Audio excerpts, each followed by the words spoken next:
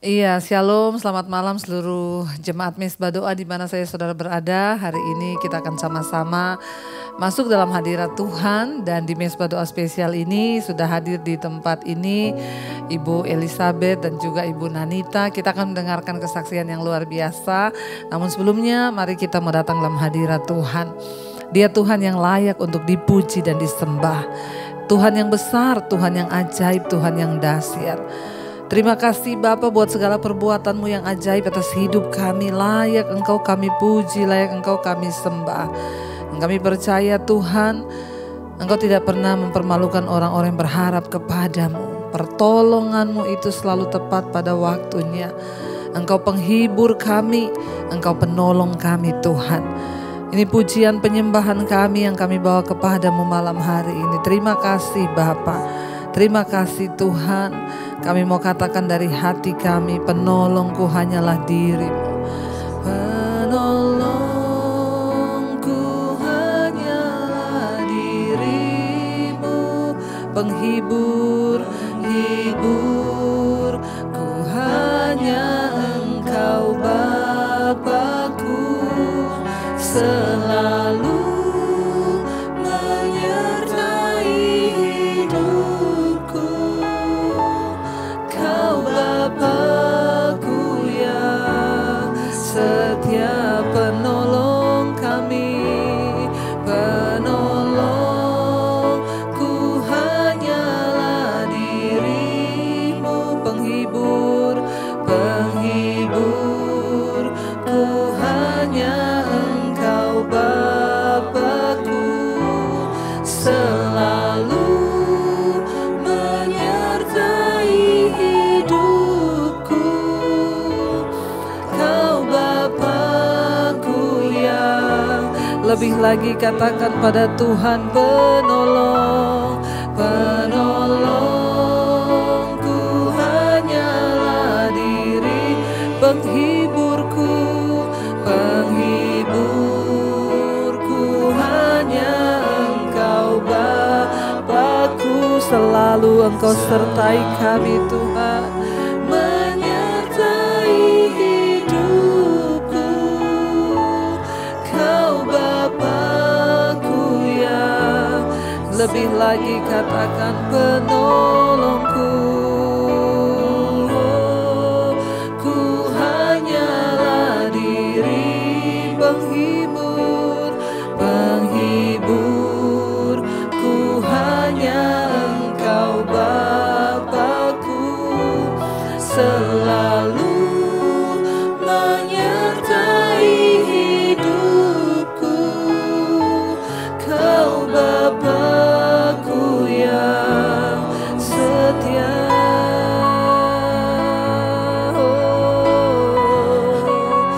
Kau Bapa kami yang setia. Terima kasih Tuhan, Engkau baik.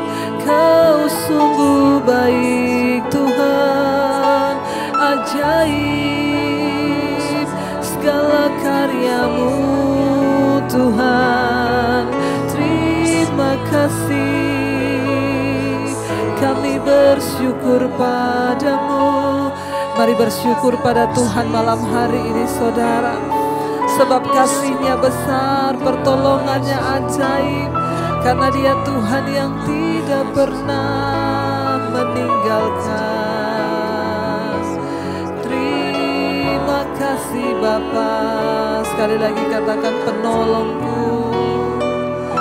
Penolongku hanyalah diri-Mu. Penghiburku hanya Engkau Bapa-Ku.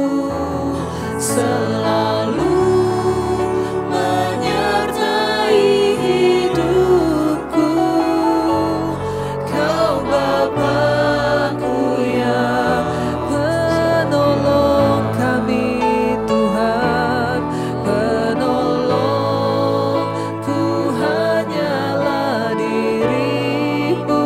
Engkau penghibur kami Tuhan. Ku hanya Engkau Bapa.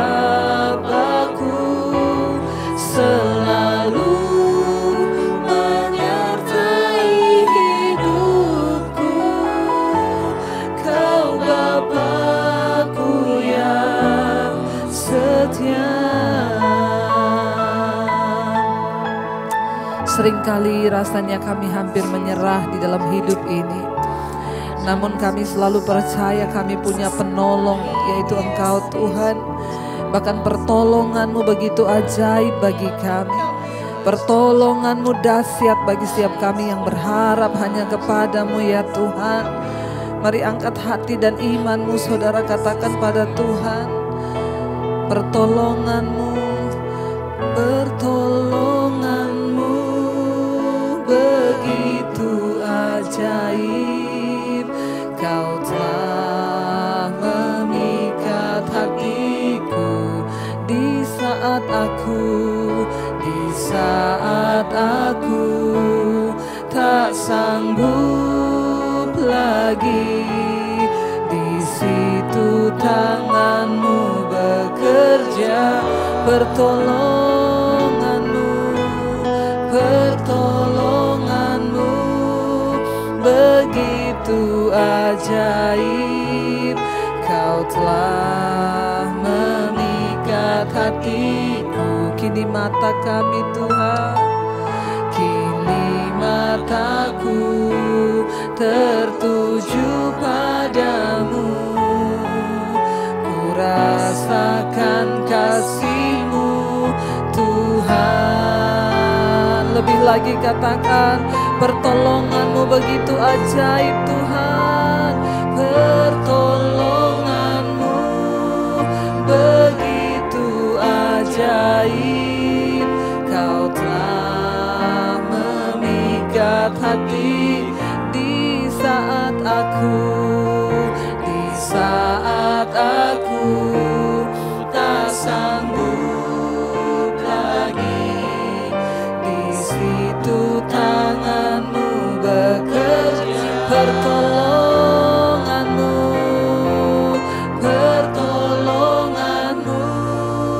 begitu ajaib. Kau yang telah memikat hati, kini mata kami Tuhan tertuju kepada-Mu Yesus. Amin. Kami rasakan kasih-Mu Tuhan. Lebih lagi saudara, katakan di hadapan Tuhan, pertolongan-Mu begitu ajaib bagi kami Tuhan. Pertolongan-Mu begitu ajaib. Kau telah memikat hatiku di saat aku tak sanggup lagi. Amin. Di situ tangan-Mu bekerja Tuhan, bekerja. Pertolongan-Mu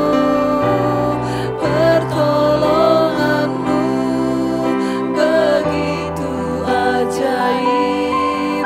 Kau telah memikat hati, kini mataku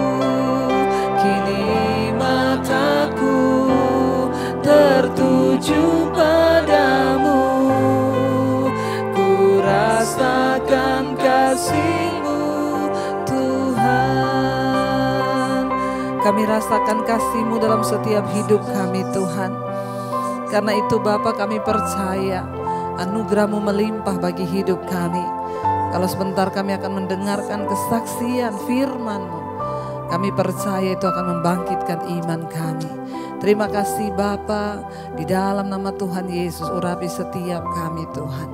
Kami mengucap syukur dalam nama Yesus. Haleluya. Amin, amin, amin. Iya, saudara, sudah bersama dengan kita malam hari ini ada Ibu Elizabeth dan juga Ibu Nanita. Jadi saudara, saya itu satu saat diundang ke sebuah persekutuan dan saya bertemu dengan kedua anak Tuhan ini, dan saya mendengarkan kesaksian yang begitu luar biasa, ya, terutama dari Ibu Elizabeth yang dilepaskan dari roh ketakutan, bahkan sakit penyakit yang dia alami itu begitu dahsyat Tuhan. Jadi awalnya pertama kali Ibu mendapatkan kiriman mesbah doa itu dari Ibu Nanita ya. Tapi sebelumnya gimana ceritanya Bu? Itu awal pandemi ya Ibu mengalami ketakutan. Iya, waktu pandemi emang saya banyak ketakutan yang melihat grup, ketakutan melihat orang meninggal karena COVID, orang pakai ventilator, terus orang, saya ketakutan luar biasa sampai saya punya pekerja banyak begitu, saya harus swab mereka dan saya berdiri di lantai 3 kalau tukang-tukang mau berbicara dengan saya harus dari jauh, tidak mau dekat dan saya harus pakai segala topeng dan saking sebagainya. Ketakutan. Ya, saking ketakutan. Dan inti dari semua ketakutan itu menimbulkan penyakit. Nah, setelah itu saya selalu curhat dengan Nanita. Saya bilang, Nit, gue takut nih, Nit, begini sampai saya memperlihatkan semua kondisi tangan saya, kondisi badan saya seperti ini, saya seperti ini. Kenapa ya? Iya, kenapa ya dan kenapa? Dan akhirnya satu saat Nita memberikan link ibu kepada saya. Nah, dari situ saya mulai belajar untuk buka pagi mesbah syukur ibu, mesbah doa. Saya ikutin terus sampai saya mendengar khotbah-khotbah ibu dan setelah udah begitu saya tetap mengalami ketakutan. Udah berdoa, roh ketakutan terus saya takut mati, saya takut semuanya. Roh-roh orang-orang meninggal kelihatan sama saya. Tiap kali saya setelah habis berdoa saya melihat orang-orang yang sudah meninggal, saya takut mati. Dan di dalam firman ibu juga pernah bilang, bukan dalam firman ibu, waktu ibu berkhotbah ibu bilang, kalau belum waktunya mati nggak akan mati. Kalau belum waktunya kita dipanggil Tuhan nggak akan kita biar kena COVID juga. Biar mau COVID, mau sakit apapun kalau belum waktunya Tuhan panggil. Dan situ saya tersadarkan benar ya, kenapa saya mesti takut. Dan terus saya juga sempat curhat sama teman lagi satu, sesama kita di jemaat doa, persekutuan doa. Ya dia ngomelin saya, dia bilang katanya, Madam lu udah, ya Elizabeth, lu udah berdoa, udah dengar khotbah ibu, semuanya apa sudah dijabarkan semuanya. Kenapa mesti takut? Dari situ saya bersadar, ternyata emang ketakutan itu tidak mengandung ketakutan itu mengandung dosa, membawa hukuman. Dan akhirnya benar, ketika saya mengalami sakit penyakit, ketika saya ketakutan dan terjadi. Iya, jadi saudara ceritanya Ibu Elizabeth ini bukan hanya ketakutan biasa, sampai dia mengalami depresi, sampai dokter juga menyatakan itu sudah kelainan kejiwaan ya Bu. Iya. Sampai dirawat di rumah sakit. Gimana Bu ceritanya? Saya pada saat saya ketakutan itu timbul di badan saya ada bintik-bintik merah, ada biru-biru banyak di badan saya, dan puncak dari semuanya saya mengalami lemas, nggak nafsu makan karena ketakutan. Pandangan saya kosong. Ketika tamu saya datang, klien saya datang, semua mengatakan dikira saya ngobat, dikira saya kerasukan atau apa. Karena sudah kosong pandangannya. Iya, kosong mata saya. Terus udah gitu, inti dari semuanya saya mengalami lemes dan tidak nafsu makan. Akhirnya saya harus dibawa ke UGD. Setelah dibawa ke UGD saya dicek, ternyata semua pengecekan bagus, tapi trombosit saya cuma tinggal 9.000 waktu itu. Dan 5.000 bukan 9.000, 5.000. Dan kalau misalnya bukan karena penyertaan Tuhan, karena pertolongan Tuhan, orang yang sudah punya trombosit 5.000 itu biasanya pendarahan di hidung, pendarahan di gusi, di kuping dan sebagainya. Tetapi karena penyertaan Tuhan, pertolongan Tuhan, selama ini saya berdoa, saya masih dilindungi Tuhan, saya dilindungi Tuhan dan dijaga oleh Tuhan. Saya tidak mengalami pendarahan dan saya hanya di treatment dengan obat, dirawat di rumah sakit. Tiap hari saya menangis Bu. Saya membuka mesbah doa ibu tiap pagi, bangun subuh di rumah sakit saya buka, malam juga saya dengar persekutuan ibu. Saya tetap menangis Bu. Saya menangis, saya tidak terima vonis dokter. Saya dikatakan saya menderita vonis autoimun. Nah, terus saya harus berurusan dengan psikiater Bu. Nah, setelah itu saya pergi ke psikiater, dan psikiater itu selama 2 bulan saya harus mengonsumsi obat stres dan obat tidur. Gitu, Jadi saudara ya kita mendengar ya bukan cuma sampai di situ. Jadi akhirnya dari awalnya dari ketakutan biasa sampai akhirnya ke psikiater, sampai harus minum obat penenang, sampai ke obat tidur. Ya saya juga mau tanya dulu ke ibu ya. Jadi waktu itu ibu Nanita ini dikeluhkan terus ya di telepon. Iya, ditelepon terus curhat, biasa kan. Takut. Curhatnya ya itu ketakutan, seperti ya takut mati, takut ini. Karena itu waktu itu lagi COVID kan, mungkin oke wajar dia takut. Akhir saya bilang, aku bilang ke Elizabeth, coba kamu ini deh. Walaupun dia berdoa, walaupun dia udah baca firman, tapi kamu coba denger deh. Linknya ada Bu Debbie Basjir, aku bilang coba mes berdoa, ada message, kamu dengerin aja, nanti kamu ikutin gitu. Jadi kamu harus coba percaya. Tuhan pasti tolong kamu jauh dari ketakutan, dari kecemasan itu kan pasti dia bikin stres itu. Jadi sakit itu kan mungkin dari ketakutan, dari jiwa. Nah, makanya aku kasih linknya ya puji Tuhan dia ikutin terus. Iya, jadi saudara ya memang ketika jadi Bu Elizabeth mulai dengar mesbah doa ya roh itu juga berusaha terus menyerang ya Bu, tetap takut, tetap ini tapi puji Tuhan Ibu nggak pernah meninggalkan di rumah sakit, tetap dengar firman, tetap dengar khotbah-khotbah. Akhirnya Bu harus minum obat penenang. Iya, saya minum obat penenang 2 bulan dengan obat tidur. Setelah saya pulang ke rumah, saya masih mengkonsumsi itu. Kira-kira 1 bulan saya masih mengkonsumsi obat tidur dan obat penenang. Saya mengalami stres lagi berkepanjangan, stres, ketakutan. Dan emang dokter udah menyatakan saya mengalami depresi yang berat. Udah tingkat yang tinggi. Karena saya nggak menerima apa yang menjadi vonis dokter. Saya malah bilang, Tuhan kenapa saya? Kok saya Tuhan gitu loh. Kena autoimun. Kenapa saya mesti kena autoimun? Saya nggak berbuat apa-apa loh Tuhan gitu kan ya. Nah terus dari tidak keterimaan saya begitu saya mengalami makin stres, saya ketakutan, sampai pingsan. Saya malah menyalahkan enggak kamar gue panas, mungkin kamar gue ada kuasa kegelapan, mungkin ada setannya, ada apa? Saya sampai nggak betah di kamar sendiri dan sebagainya. Terus semua saya salahkan. Saya bilang saya nggak betah, saya mau tidur di rumah anak saya. Terus puncak dari semuanya, tiba-tiba satu malam saya tidur, saya tidak bisa bangun sampai pagi. Saya dibangunkan, saya pingsan. Saya pingsan karena stres. Saya stres, akhirnya saya dibawa ke rumah sakit lagi. Sampai siuman-siuman itu baru jam 8 malam. Jam 8 malam saya baru terbangun. Saya melihat, saya bilang saya di mana gitu. Ternyata saya hanya kekurangan garam, kekurangan A, kekurangan B karena karena saya terlalu stres, saya ketakutan, saya sakit, saya diet ini, diet itu. Kata orang autoimun tidak boleh makan A, tidak makan B. Saya mendengar mengkonsumsi sesuatu yang tidak pas begitu. Jadi saya tidak makan ini, saya lemes sampai saya mengalami pingsan. Bu. Nah, terus dari situ Ibu tambah diberi obat penenang lagi, tambah lagi obat tidur. Iya, hari-hari saya cuma bisa menangis. Akhirnya suatu hari saya bangkit karena dari teman-teman memberikan saya support, kekuatan. Iya. Dan ketika itu saya bilang sama Tuhan, tubuh saya adalah bait suci Allah. Waktu Ibu juga mendengar di tiap mesbah doa, kita berdoa untuk yang terikat dengan obat tidur, obat penenang, itu Ibu juga memperkatakan ya? Oh ya, waktu Ibu bilang obat tidur, obat penenang, pada saat itu saya memang lagi galau banget. Saya bilang, Tuhan, tubuh saya adalah bait suci Allah, tubuh saya adalah bait Roh Kudus. Saya nggak mau minum obat tidur ini, saya nggak mau minum obat stres ini, Tuhan. Saya nggak gila, saya nggak depresi, saya nggak mau Tuhan.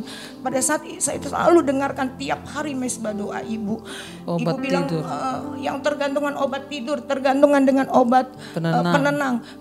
Ibu bilang tumpangkan tangan, saya tumpangkan tangan dengan iman saya. Seperti Ibu bilang juga di dalam Yakobus. Di dalam Yakobus berapa ya? Iman ya. Dengan meminta jangan bimbang. Meminta tuh jangan bimbang, tapi percaya. Dan percaya. Saya memintanya dengan iman. Saya bilang Tuhan akan kabulkan saya. Saya percaya. Saya nggak minum obat tidur lagi. Saya nggak minum obat stres lagi. Benar Bu. Tuhan jawab doa saya. Di rumah sakit Ibu tumpukin ya obatnya. Iya, saya buang Bu itu obat itu. itu belum cerita lagi tentang yang saya yang itu, mengalami. iya. Saya buang itu obat stres. Anak saya bilang, Mami nggak minum obat stres ya? Enggak, saya sudah buang di tong sampah. Saya nggak mau, saya bilang begitu. Terus obat tidur pun saya bilang enggak, saya bisa tidur malam ini. Amin. Saya bisa tidur. Puji Tuhan ya. Sampai hari tanpa ini obat tidur. Tidak, saya tidak Amin. minum obat Saudara tidur dan Tuhan. saya tidak lagi Ajaib. minum obat stres. Dan sekarang kita akan mendengarkan itu kesaksian yang pertama nih. Jadi Ibu Elizabeth ini punya kesaksian yang luar biasa. Baru-baru ini Ibu juga baru keluar rumah sakit dan saudara tahu divonis mengalami kanker ya. Stadium 4. Stadium 4 di kepala. Jadi itu bukan hanya satu dokter yang memvonis, bahkan dokter-dokter yang cukup punya nama, rumah sakit yang cukup punya nama di Jakarta juga memvonis Ibu Elizabeth 80% itu kanker. Itu gimana ceritanya, Bu? Iya, ketika saya sudah pingsan, pernah dirawat 2 kali, beberapa bulan kemudian saya mengalami batuk. Batuk 1 bulan yang nggak mau sembuh. Batuk, akhirnya saya dibawa lagi ke rumah sakit, dirawat lagi di rumah sakit selama 2 minggu. Dan sempat di CT scan, katanya paru-paru saya ada penebalan 4 cm. Dan dibilang saya ada pneumonia akut. Katanya itu sudah sampai ke pneumonia akut. Nah, dari pneumonia akut itu saya mau dicek lagi tromboskopi, saya nggak mau. Saya pikir saya sudah capek, sudahlah saya mau pulang aja ke rumah sakit terus kan. Saya capek, akhirnya belum tuntas pengobatan saya sudah pulang. Saya cuma bisa berdoa sama Tuhan, Tuhan saya sembuh, saya sehat dalam nama Yesus. Nah, ketika saya pulang ke rumah 2 minggu baru di rumah. 1 malam saya tidur, besok pagi saya bangun, padahal saya sudah beraktivitas 2 minggu itu, tidak ada batuk, tidak ada apa. Dan ketika saya bangun tidur, kaki sama tangan saya tidak ada rasa. Oh, mati rasa. Mati rasa. Sebelah kanan, sebelah kiri tidak ada rasa. Terus saya pikir, ini mah kecapean. 1 hari, 2 hari, 3 hari, ternyata badan saya panas. Badan saya panas, saya dilarikan lagi ke UGD. Nah, ketika saya dilarikan ke UGD, Bu, saya harus berurusan dengan dokter saraf. Jadi saya harus di MRI malam itu. Nah, saya coba dites jalan, ternyata jalan saya kan emang diseret-seret, tidak bisa melangkah, karena mati rasa. Tidak bisa ngangkat-ngangkat, pegang handphone atau pegang apa, tidak bisa. Dan akhirnya saya harus di CT scan, harus di MRI dengan proses-proses pengecekan di kepala saya. Iya. Ya, tiap hari hanya bisa menangis, memohon kepada Tuhan, Tuhan berikan saya kesembuhan, umur panjang, supaya saya bisa menyaksikan keajaiban Tuhan. Nah, terus saya tidak lupa terus, Bu, setiap pagi mesbah syukur Ibu, mesbah doa Ibu, terus saya berdoa. Anak saya kalau saya nggak ada anak saya yang tungguin, anak saya yang rajin terus bukakan saya di TV, kalau enggak saya buka di handphone saya. Nah, terus setelah udah di CT scan di kepala, itu ada pembengkakan beberapa titik di kepala saya. Terus saya harus menjalani lagi MRI. MRI sebenarnya saya udah nggak mau. Saya bilang, dok saya sudah tidak mau pengecekan apapun. Saya mau pulang aja. Karena selama 2 minggu saya cuman hanya diberi 1 suntikan yang membuat badan saya kalau tidak disuntik lemas, saya nggak bisa bangun, ngapa-ngapain aja nggak bisa makan, nggak bisa bangun dan sebagainya. Tetapi ketika diberi suntikan baru bisa. Jadi selama 2 minggu itu hanya terbaring lemah di rumah sakit. Setelah itu anak saya membujuk saya untuk saya, ayo Mam MRI. Akhirnya saya di MRI lagi. Benar, MRI melihat kalau itu ada benjolan di beberapa titik di kepala saya. Terus dari benjolan-benjolan itu dokter menyatakan kalau bukan tumor atau kanker, ataukah itu jamur, katanya jamur bisa juga infeksi apa gitu. Dan dia belum bisa menebak itu apa. Harus diadakan PET scan. PET scan itu untuk melihat titik-titik dari itu semua itu dapat dari mana, datang dari mana gitu. Apakah dari bawah, di bawah ada sampai datang ke kepala. Nah, dari situ akhirnya Saya di PES camp, di PES camp lagi. Setelah di PES camp kelihatan dari paru-paru saya ada sesuatu. Nah, terus di kepala saya kelihatan ada beberapa banyak titik-titik kayak massa gitu, benjolan-benjolan. Nah, terus dari hasil PES camp sudah keluar, dari hasil PES campnya itu kanker stadium 4. Waduh, dari tulisan PES camp. Dan dokter juga dan bilang di paru-paru juga seperti itu. Akhirnya kanker. dengan surat dari PES camp itu dibawa ke dokter. Dokter mengatakan, Mami kamu kurang beruntung. Kalau Mami itu cancer stadium 4. Itu udah pasti. Umurnya kira-kira berapa dok? 3 bulan lagi. Terus bukan hanya satu dokter aja, ketika ditanya dengan dokter paru pun, dokter paru mengatakan, jawab yang sama. Mama katanya kemarin gak mau diterusin pemeriksaannya. Jadi akhirnya merembet ke kepala. Ini stadium 4 Ine, dia bilang sama anak saya. Terus jadi udah 3 dokter yang mengatakan sama kanker stadium 4. Dan saya tidak tahu, saya tidak diberitahu oleh anak-anak, karena anak-anak tahu saya ngedrop pasti. Saya ketika saya divonis autoimun pun saya tidak terima. Saya hampir harus berurusan dengan psikiater, apalagi ini ketahuan saya kanker gitu kan. Nah, terus akhirnya setelah rembuk dengan keluarga, kakak saya semua, saya dibawa satu rumah sakit lagi dipindahkan untuk second opinion dan untuk menjalankan biopsi. Dokter meminta saya untuk dibiopsi yang terakhir. Kalau biopsi itu ternyata kanker, pure kanker. Jadi kalau makanya mau dilihat yang terakhir itu apakah kanker atau bukan. Yang terakhir itu dibelek kepalanya dan dilihat cairannya itu apa. Dan akhirnya rembuk dari keluarga, saya dipindahkan ke satu rumah sakit lagi. Dan sebelum saya dipindahkan, anak saya sempat berbicara dengan satu dokter prof, mengatakan kalau 80% kanker, 20% kuman. Anak saya sudah menangis semua keluarga sudah menangis mendengar itu semua sudah bilang, semua menangis, kakak saya, adik saya, anak saya semua nggak bisa tidur, semua karena menangis. Ini dokter prof yang bilang 80% kanker. Iya. Terus akhirnya malam itu akhirnya saya dibawa dipindahkan di satu rumah sakit itu dan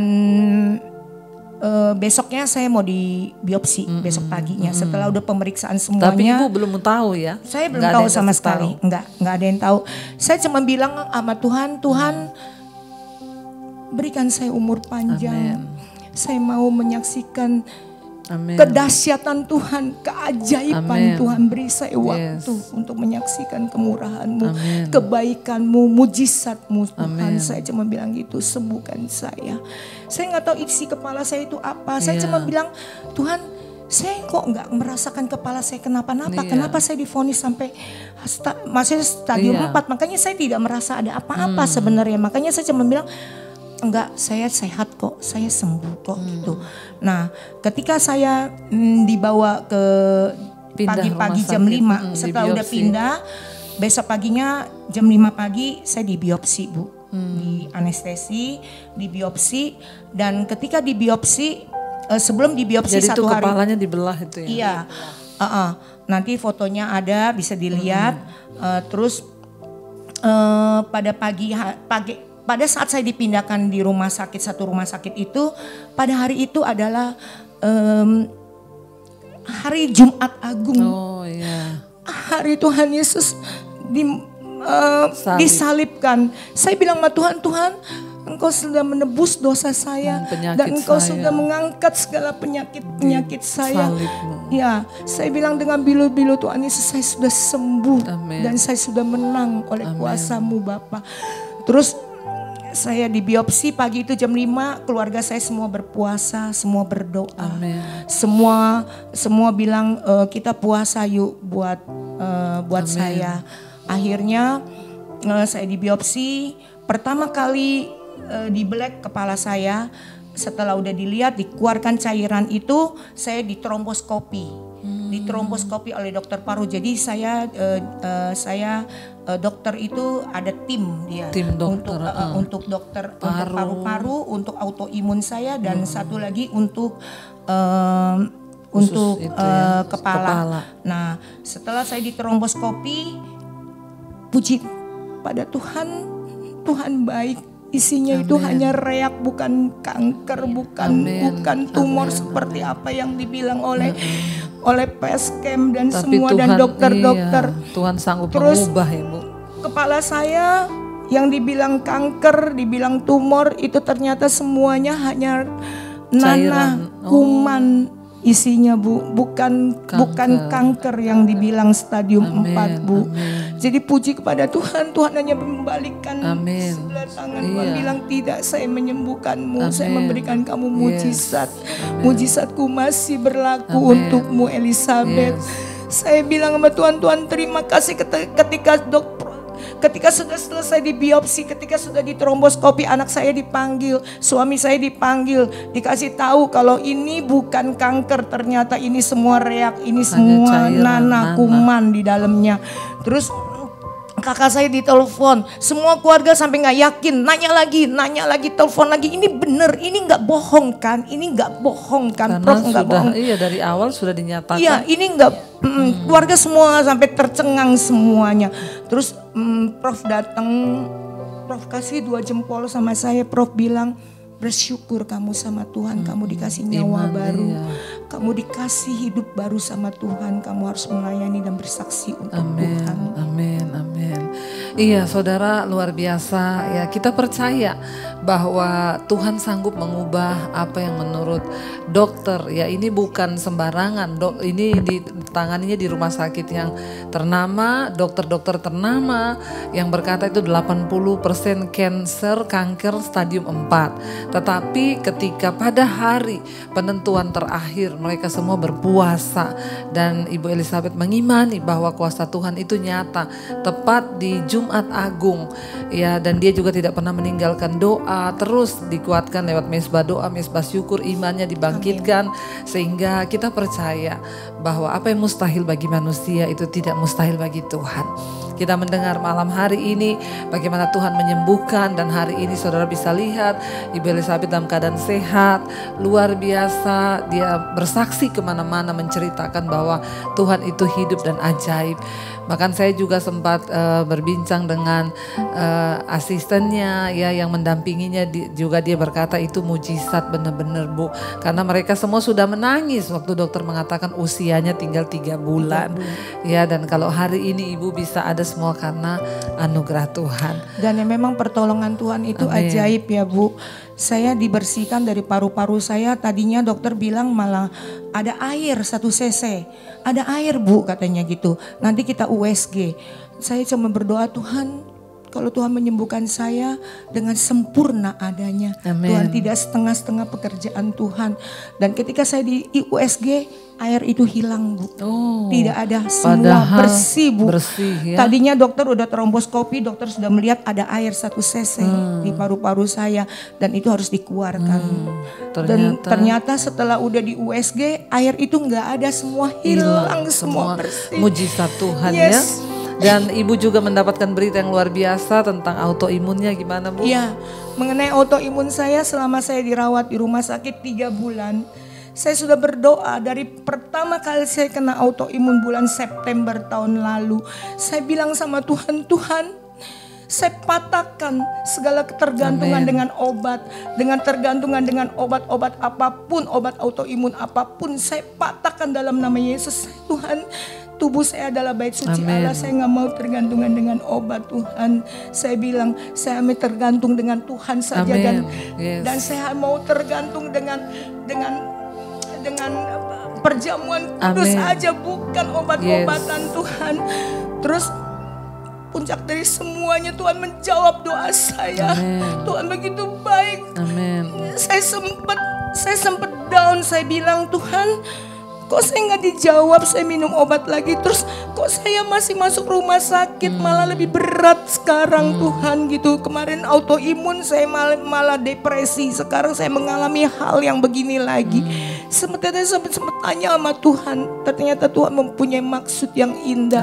Jadi doa-doa saya itu tidak sia-sia selama ini. Apa yang saya doakan, saya mengecap setelah mesbah doa ibu selalu. Setelah mesbah syukur saya selalu berdoa dan berdoa. Saya bilang Tuhan nih doa saya bilang saya tidak pandai berdoa. Tetapi hati saya berdoa. Saya bilang saya minta Tuhan, saya memohon. Saya gak mau minum obat lagi Tuhan. Saya mau jadi saksi Tuhan yang hidup, pakai saya Tuhan. Dan benar saya dijawab Tuhan. 1,5 bulan saya dirawat di rumah sakit. Saya tidak minum obat autoimun. 5 hari sekali saya dicek autoimun saya. Dan semua hasilnya bagus. Semua hasilnya baik. Dokter autoimun bilang, ibu sudah remisi. Sudah remisi dari autoimun ibu. Dengan trombosit ibu yang bagus. Dan semuanya normal. Dan kemarin ketika saya cek lagi, datang ke dokter autoimun, saya dicek lagi darah, dokter bilang ibu sudah remisi, sudah remisi, sudah sembuh. Saya bilang dokter benar, saya nggak dikasih obat lagi. Nggak apa-apa dok, saya nggak dikasih minum obat, nggak bahaya. Saya malah menganjurkan dokter untuk memberi saya obat. Dokter bilang, bu, ibu bersyukur, ibu sudah remisi, ibu sudah sembuh, katanya gitu. Puji Tuhan bu, ternyata doa saya yang selama ini bulan 8 saya terkena autoimun tidak sia-sia. Tuhan mendengar dan memperhitungkan semuanya. Saudara, ya saya melihat begitu luar biasa Tuhan. Kenapa orang bisa terkena autoimun itu karena sistem imunnya kacau. Kenapa bisa sistem imun itu kacau dan mempengaruhi semua hormon? Karena Tuhan menciptakan hormon tubuh kita ini sebenarnya sempurna. Tapi ketakutan, kekhawatiran, kecemasan itu yang membuat hormon stres kita di dalam tubuh itu terlalu tinggi sehingga sistem imun kita tuh kacau.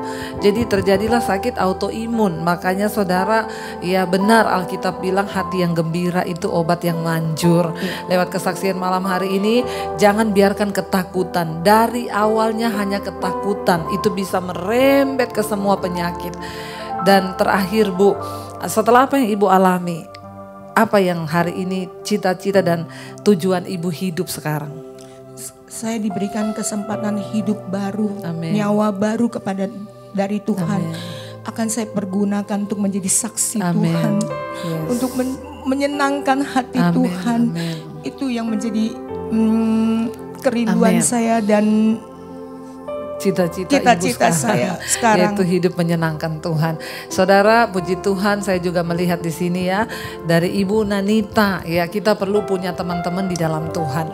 Makanya kenapa saya selalu berkata jangan lupa saudara, kalau ada temanmu yang takut, yang khawatir, yang menderita, kirim, share mesbah doa agar mereka imannya dibangkitkan. Jadi kan udah nggak usah susah-susah ibu menginjili terus, udah nonton aja mesbah doa. Kita melihat malam ini ternyata apa yang Tuhan buat itu luar biasa. Terima kasih Tuhan. Terima kasih Yesus, kami mengucap syukur. Oleh kuasa darah-Mu kami percaya kami sudah disembuhkan. Kami sudah dibaharui, kami sudah dipulihkan Tuhan. Terima kasih Yesus, begitu ajaib pertolongan-Mu bagi kami. Oleh kuasa darah-Mu Kau telah tebus dosaku, kekudusan-Mu melingkupiku. Kasih-Mu Tuhan, kasih-Mu mengalir, memulihkan hidupku. Sungguh besar anugerah-Mu, Kau selamatkan hidupku. Ku menjadi ciptaan baru, ku menjadi ciptaan yang baru.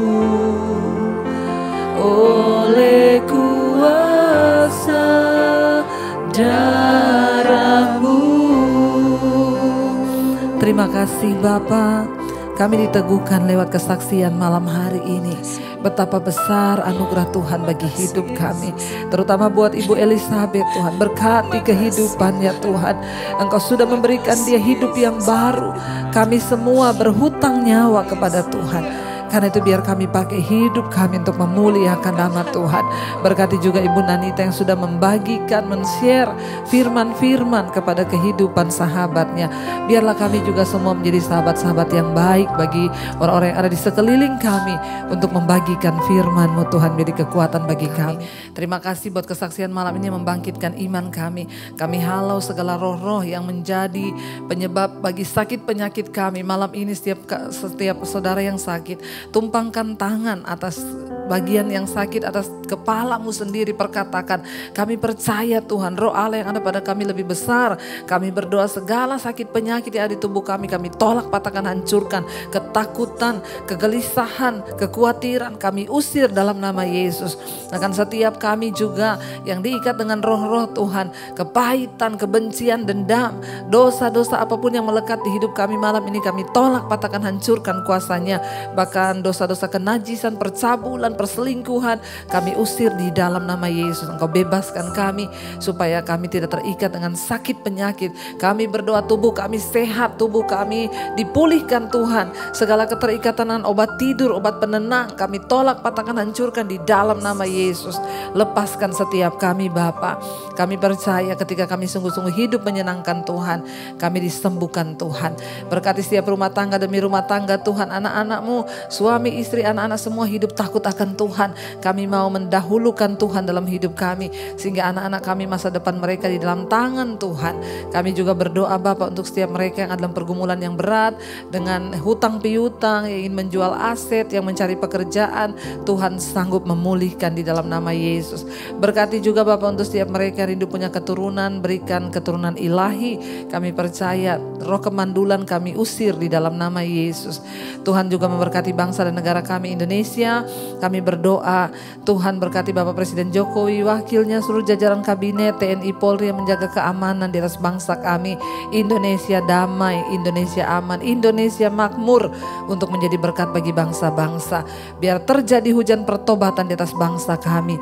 Tuhan juga memberkati untuk semua bangsa-bangsa di 5 benua, Asia, Afrika, Amerika, Eropa, Australia. Turunlah berkat damai sejahtera atas kehidupan setiap kami. Mari kita membuka hati dan tangan kita di hadapan Tuhan. Terimalah berkat dari Allah Bapa, cinta kasih Tuhan Yesus Kristus, penyertaan Allah Roh Kudus akan mengalir atas hidup mulai hari ini, bahkan sampai kali yang kedua Tuhan Yesus datang menjemput kita. Nama kita tercatat di dalam kitab kehidupan. Dalam nama Yesus yang percaya diberkati Tuhan, katakan bersama, amin, amin, amin. Tuhan Yesus memberkati saudara, shalom, jangan takut, bersukacitalah.